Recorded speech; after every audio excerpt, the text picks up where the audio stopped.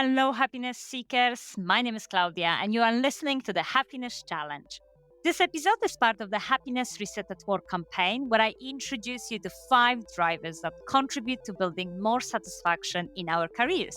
So, hopefully, by understanding these, you will be able to reconnect and re energize with your work in 2025. Across January, I'm releasing 3 short episodes for each driver. And in those episodes, I bring you the science behind each driver with a set of reflective questions, some hands on ideas to implement in your working life, and a piece of expert advice. Follow me on LinkedIn and join my new Substack newsletter to receive a summary of each driver and also to get free tickets to a webinar on the science of happiness at work that I'll be hosting in February.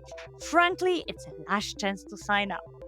And finally, if you would like to dive deeper, join my new masterclass program online to build your individual action plan to create more fulfillment and impact at work. There are only 15 places available, and you can sign up at happinesschallenge.co.uk/courses. And in this episode, we dive into the final driver of happiness at work, mastery. If you've been following this campaign from the beginning, well done, you're almost there.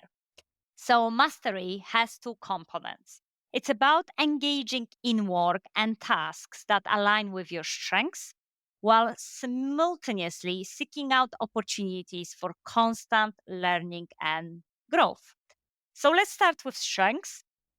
When we have opportunity to apply our unique talents and abilities at work, we are not just fulfilling tasks, we are experiencing a sense of purpose and satisfaction because we can see we have a positive impact and also we see that we are good at something. And studies show that employees who reported high and regular strengths use at work are 18 times more likely to flourish at work. They are more engaged, more productive, more satisfied. And actually, consider this when you're doing something you are good at, you are more likely to lose track of time, feel energized, produce high quality work, and this sense of flow boosts our happiness day to day. Now, let's talk about the second part of mastery, learning and growth, my favorite topic of all. Because in today's fast paced work, learning new skills is crucial. Things are changing all the time, and we need to be enhancing our skill set. Engaging in that continuous learning doesn't just keep us relevant in our field, it also reignites our passion for work because we can see progress, create new ideas, implement new innovative solutions. And all of that happens because we're learning. It's also about that fulfillment that comes from overcoming challenging and mastering new skills.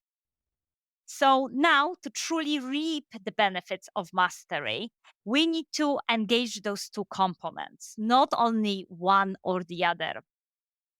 There are often 2 traps that we can fall into with the mastery.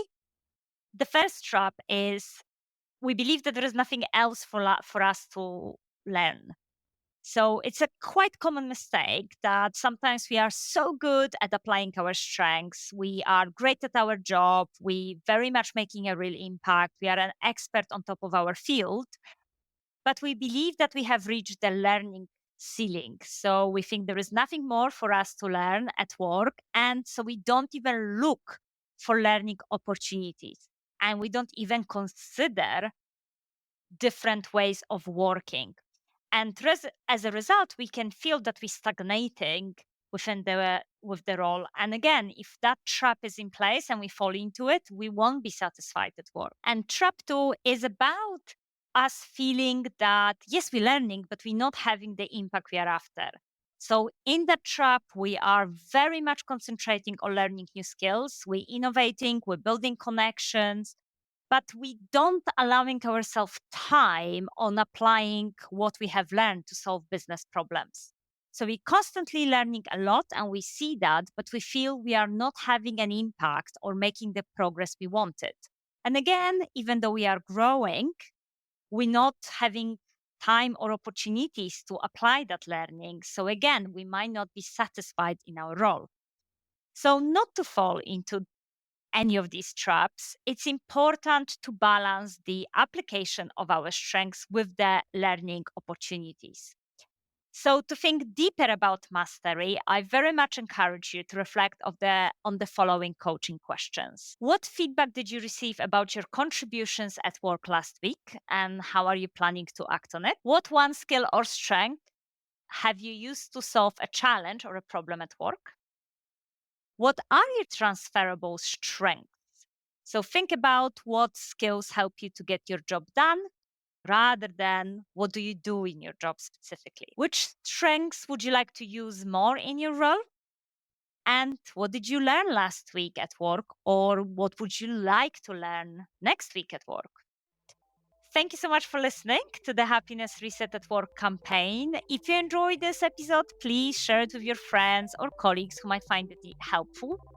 If you are up for learning more about how curiosity can accelerate our learning at work, listen to episode 108, Stay Curious at Work, with Stefan van Hooydonk.